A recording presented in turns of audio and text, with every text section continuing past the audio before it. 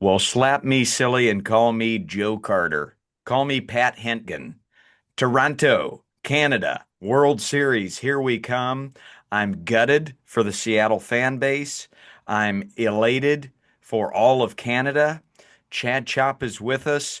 Coach Flicky will be joining soon. He is still in the big darkness of grief that is Seattle, Washington. But Chad Chop, your thoughts on Game 7?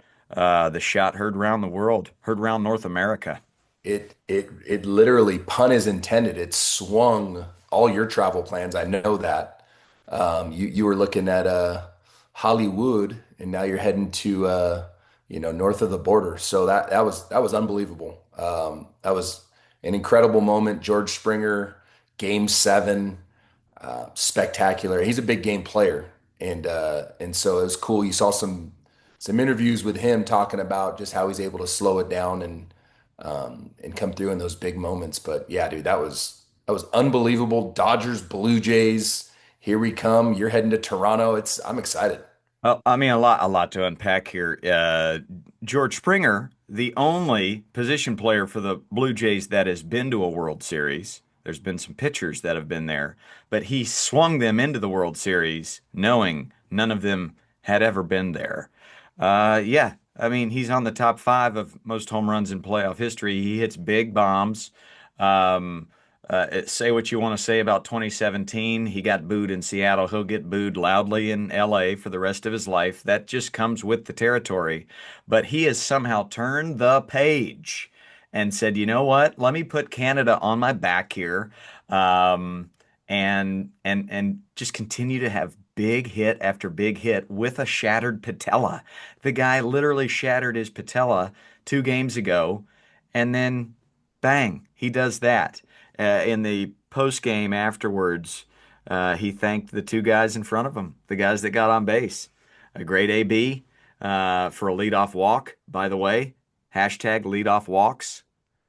You hear it all the time in the biggest of games. You can't have it. And then Kiner Falefa battles for a shot ground ball up the middle, runners on first and second. He looked lost the first two pitches of the AB, but he stayed in there. And then, boom.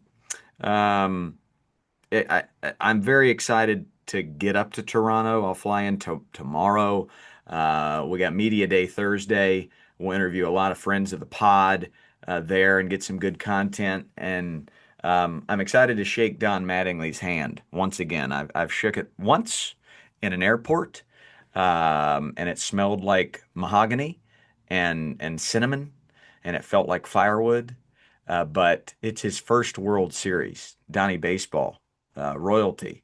So I'm excited to chat with him and some of the Toronto Blue Jay players and coaches. And then I'm going to do a little meet and greet Friday. If you're up in Toronto, we're going to find a spot. Keep a lookout on my social medias. We'll find the perfect spot before game one. I want to meet everybody up there in Canada and say, hey, what's the youth baseball climate like up there? So that's going to be great. But our friend Coach Flicky is calling in from a beautiful place in Seattle. And Flick Money, we're going to pass the mic your way.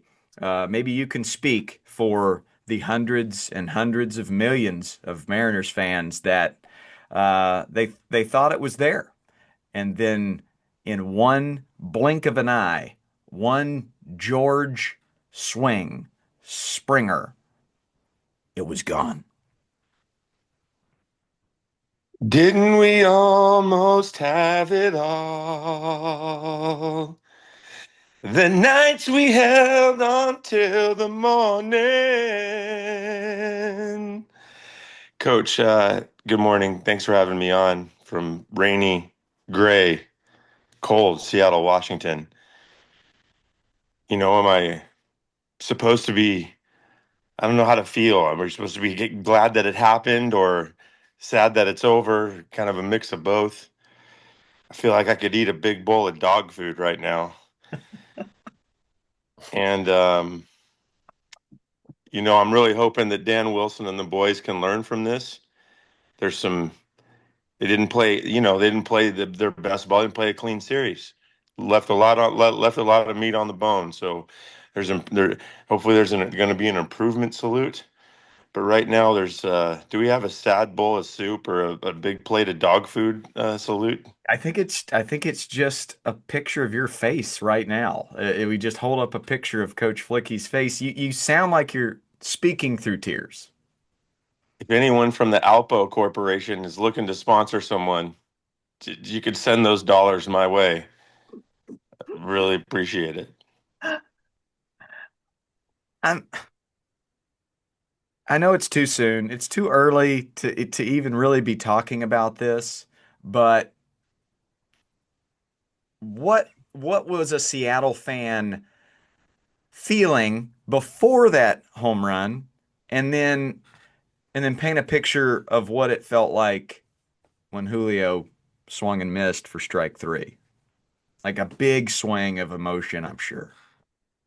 Coach, I was in a conversation, text conversation with some of my inside baseball friends. I'm not going to do too many name drop salutes here, but really talking about, hey, how well did Dan Wilson manage this situation with Kirby?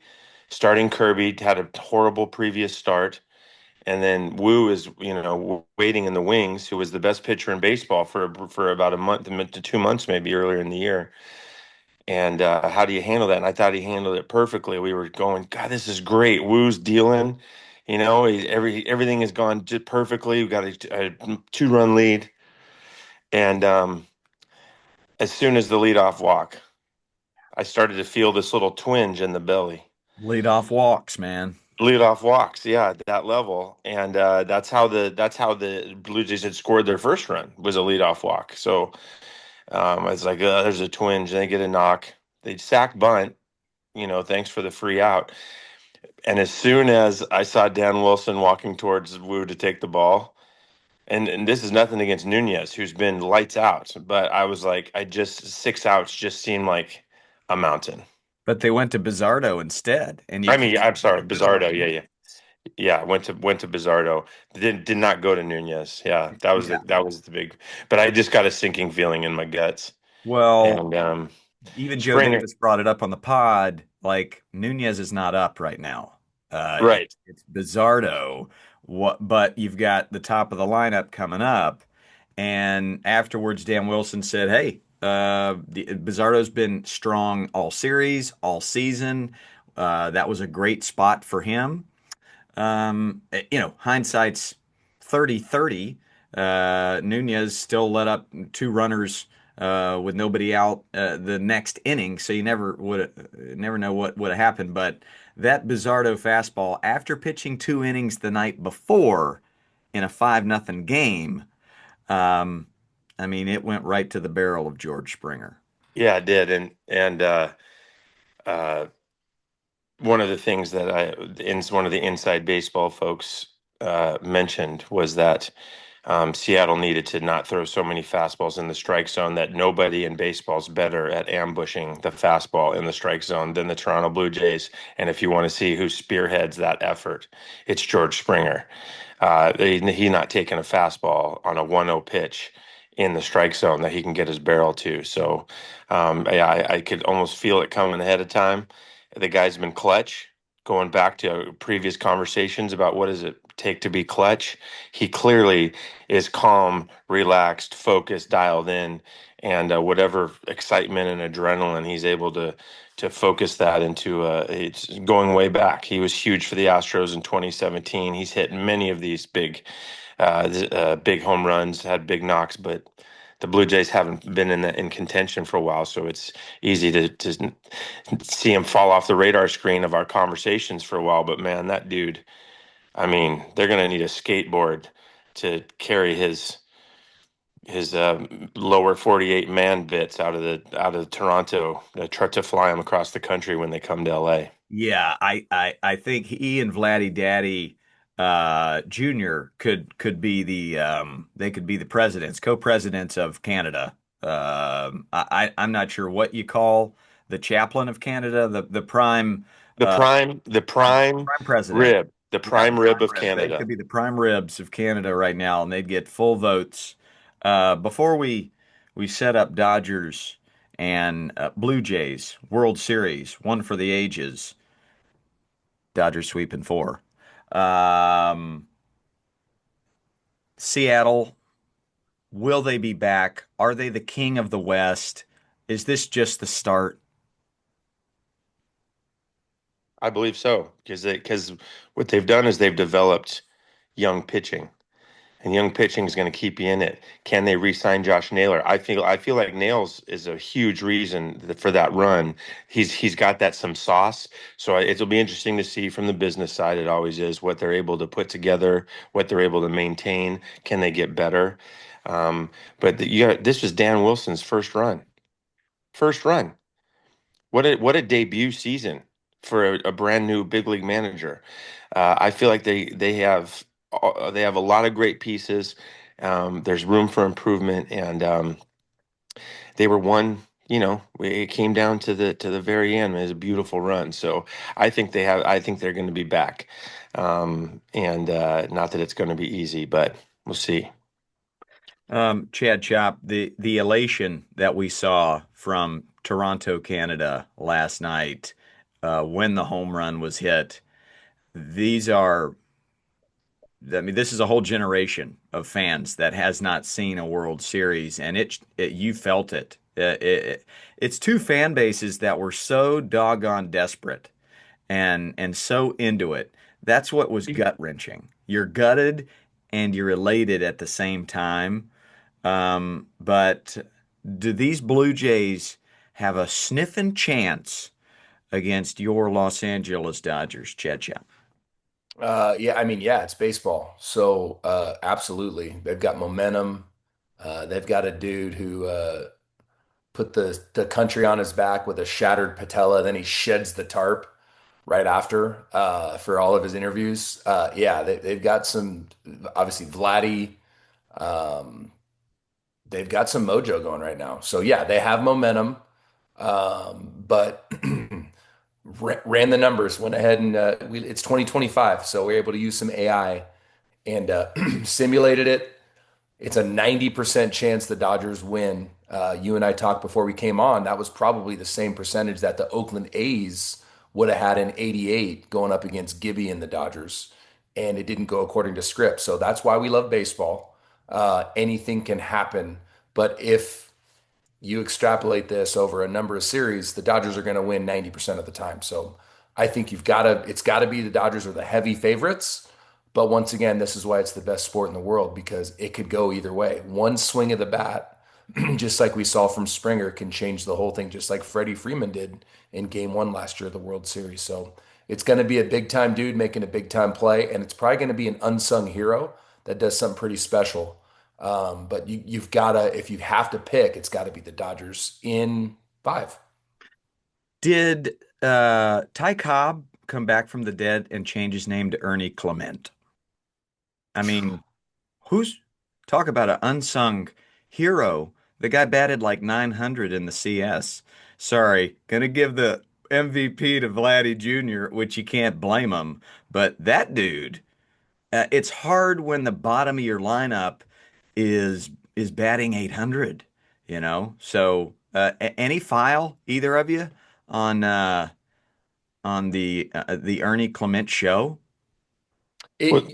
I'll say this real quick, Flick, and I'll pass it to you. But in our era growing up, remember like how clutch Mark Lemke was.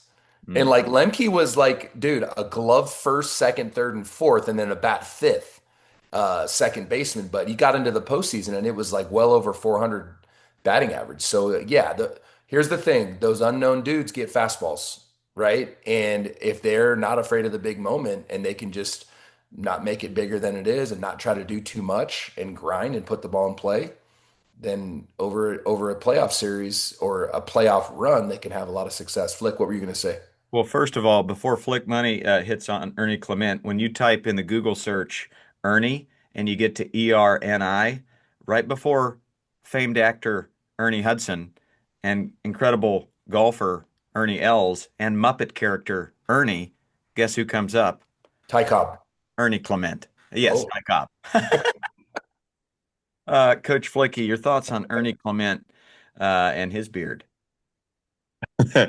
Um, yeah, this is another reason why baseball is great. You know, uh, it's not always the most talented dude on the field that makes the biggest impact. Love it. And it wasn't just he had an incredible series, but 7-8-9 for the Blue Jays. I think they knocked in. I think they scored something like 15 runs and maybe knocked in 11 or 12, something. Um, just a really, really significant impact, and we've seen that from the Dodgers too. So let's let's say the big as far as offensively goes, let's say the lineup, the top of the order dudes cancel each other out. Let's see who wins the battle of the 7-8-9s. Um, That's why six was afraid of seven, right? because 7-8-9, 6-7, yeah. Let's Ace. yeah. Seven got Let's see what ace. happens here. Um, the only chance that the Blue Jays have, only chance, is to do actually what the Mariners did to Skubal and again Detroit. You got to chase those starters as early as you can and get into that bullpen and take your chances. Now, because of the absolute embarrassment of riches that the Dodgers have in their starting pitching rotation, are they going to move Glass Noah into a long relief situation? Probably, right? So you're looking at having to face elite starters at multiple points in the game. However, you got to try to get in there and knock those guys out. Get some long at bats, hit a lot of foul balls, scratch and claw, shorten up, and if you do that, I think you have maybe a puncher's chance. I think your percentage might increase to like 80-20, 20% chance to get in that series. Um, but yeah, we'll see. They put the ball in play. For a team that hits the long ball and has some bombers, they are really, really good at putting the ball in play. So I'm excited to see what they can do.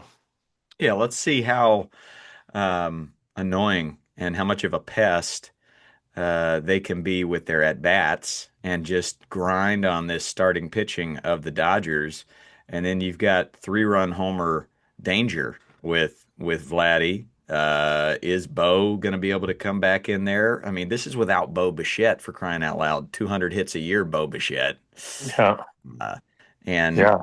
and Jerry and the boys can hit some bombs. So I do think there's a puncher's chance when the Blue Jays have an edge in the bullpen. I don't know that it's much with Roki pitching like he is. Blake Trinan's looking normal again, looking good. Um, but I love it. And if Mad Max can come back from 2011 and God, bring it like he does, I think we might have at least 6 or 7. Then you're back in Toronto. Get it to Toronto, 6-7, and you might have something. Also, some of the great clutch hitters of our generation. You got Springer and Freddie Freeman squaring off in a series against each other. You got Clement and facing his archetype Tommy Edman on the other side. There's so many Kike. Yeah. I don't know who do you think Chopper might be Toronto's Kike comp? Uh, Maybe Nathan Lukes. I don't know. yeah, It's not a great comp because Lukes doesn't bring the energy that Kike brings, but he's a grinder. What's interesting with Kike, I don't know off the top of my head the bullpen. I'm sure they have one or two lefties in the pen, but they have no left-handed starters, Toronto. So that's an interesting dynamic. That'll neutralize Kike a little bit, at least from the power side. He does most of his damage against left-handed pitching. Um, and I think that matchup against what is it, Yasavage, Trey Yasavage, Oh, you that'll said be an interesting one. Yeah, that'll be an interesting one because they said it on the broadcast when he last started. I think it was game six. Lefties don't hit him well, and the Dodgers, as we know, have a ton of lefties. But that splitter from is Trey, nasty. and he hasn't thrown a lot, so they It's haven't seen nasty. it. Yeah, Yeah. so it's can they lay off the split? Can they make him elevate and have a chance? Almost like facing Kevin Gausman, another guy they're going to have to face. Pretty interesting. You got to love baseball because if it was football or basketball, that'd be a wrap, and we'd yeah. look at it Yeah. and say, "Well, we'll see you next year." But dude, Blue Jays could shock the world. I think you've talked me into it, boys. Blue Jays in 4. Blue Sweep. Jays. Hey, Ye Savage, which is one of the great baseball names, first team all name. Yeah. But he's the 2025 version of Hideo Nomo. It's like if he's on, if that fastball is painted for strike one, it's that a bat's over. when he's on, but you know right away. You know what I mean? It's like those guys. You know pretty early on whether they've got what. If they start falling behind in counts and have to throw given fastballs, it could not go well for him. But man, he was absolutely dirty in Game And Six. Flick, you saw that terrible call to Polanco on that split. I think it was a 3-1 split. It was, dude, it almost bounced. And if umpire, you hate to say it, that plays a factor because if they're going to give him that, Polanco struck out, I want to say his next couple of bats because as a hitter, you're like, oh, you're going to give him that. Okay, then I have to honor it and I now have to swing at it. And so that'll play a huge role too until next year when they have robo umps, and then it won't matter because some of these egregious strike calls, you can just head tap them and get the call right. So I yeah, wonder that if they give. I thought that was a big deal. It is a big deal. I wonder if they give umps advanced scouting so they can say like, look, this guy's he's a split guy, so it's going to visually start way up. I just But wish you can, umpires cared more. I don't mean to pick on umpires. We can't have a game without them. They do their best. They love the game. But I think there is a level of ego with the likes of a Doug Eddings, a Bill Mueller. I know firsthand there's a lot of ego, and I don't really think they care that much. That really. Jim Joyce isn't walking through that door anymore. Jim Joyce had tears in his eyes when he cost Galarraga the perfect game. Like that dude cared. He told the league, "I'll do anything to make this right." Um, some of these guys that still get postseason assignments, I hate to say it, but not really. They don't belong there, and they make the game about them and not about the players. We'll edit this out in post. We won't. Doug Eddings, Bill Mueller, get out of the postseason. Angel Hernandez, good riddance. It's my Yeah. take with love and respect. No offense to umpires. Love and respect. Hey, at that point, Dad, Chuck, this isn't little passion league. meter up, passion meter rising, That's rising, such a bad rising. call. That like I don't want to say, we don't blame umpires at this podcast, and you shouldn't, but that was a huge, in my opinion, that really affected game six. Maybe I'm wrong. Well, it's apples to No, oranges for all agreed. of our listeners here. We usually speak of youth baseball, but when men's livelihoods are on the line and you're trying to Cities, pay for Joys, diapers, yeah, Seattle's Joys on the line. Yeah, yeah, dude. yeah, a Take little different. offense. Yeah, most definitely. That's why they're initiating the robot umpiring next year, guys. It's going to be incredible. I'm excited. The tickets are going for like 10K per seat. So I'll be 6 or 7K. outside the stadium watching it on a TV with a bunch of fun Canadian people for sure. But I'm gonna say like 48,000 times in the next couple of days. So if you live in Toronto, if you're coming, we haven't picked out a spot yet, but Friday I'll do a meet and greet with anybody everywhere and try some of the non-alcoholic beer there north of the border. We'll do a camp with MLB Saturday. I don't know where that is yet either, but we'll post all the stuff. And me and Coach Flick, we're fresh off of a great NorCal swing where camps up there, sandlots as we call them, were legit, like too legit to quit. And since this pod will come out today, Flick Money, any highlights? I think I know what you're gonna say, but what really moved you up in Vacaville there in the Napa area and Marin County? I'm going to start with the people that we don't always start with, Coach, but uh, Mama Red Bull Yeah. in Marin, and what was our boots on the ground in Vacaville? Yeah, we had Coach Rockstar Five. there and Mrs. Rockstar. Oh, Coach Rockstar and Mom, yeah, Mama Rockstar, Mrs. Rockstar, and Mrs. Red Bull were incredible servants of the community. That really touched my heart. Seeing just how they were phenomenal with it, welcoming people. If they were, if it was Mrs. Ballgame, when people walked through the door, it was beautiful. Um, and with beautiful sunshiny Northern California days, gorgeous settings. Um, some elite coaches showed up to learn and get better and bang heads. In Vacaville, my standing memory is going to be the dad who talked about um, the breakthrough for him, the first time his son failed and was still able to smile afterwards, uh, based on doing some learning. Yeah, that really touched my heart. And am I still on this thing? You are. You're still there. If you're watching on the Okay, YouTube, he froze, but we could hear everything there. It's just internet good.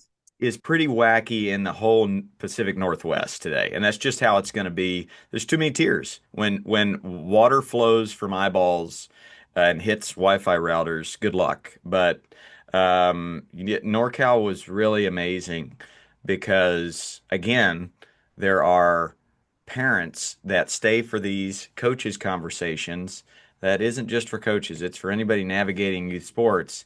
And you've got tears rolling down the faces of grown men saying, I finally jumped onto this idea on your Talk and Shop podcast that we don't have to make the game life or death, and we don't have to make them improving at the skills of the game life or death.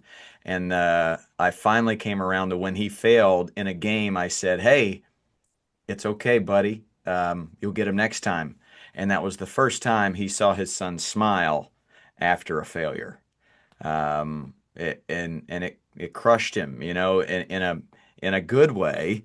It gave him the light bulb and changed him for the better. But that's what happens. These are powerful sandlots that we get to do on the road, and the highlight is by far uh, having back and forth with all the parents after these sandlots and saying, "Hey, you just saw it for 3 hours. Pure joy, character development, and oh, by the way, yeah, we're playing the game of baseball at a pretty high level, but it's not life or death. This isn't priority one or two.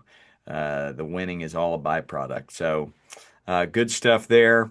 And hey, let's enjoy this World Series. And next week we'll unpack what could be the end of the series already, or right in the middle of something deep. But Chad Chopper, we'll see you again next week for some more MLB playoff action. It doesn't get any better than this.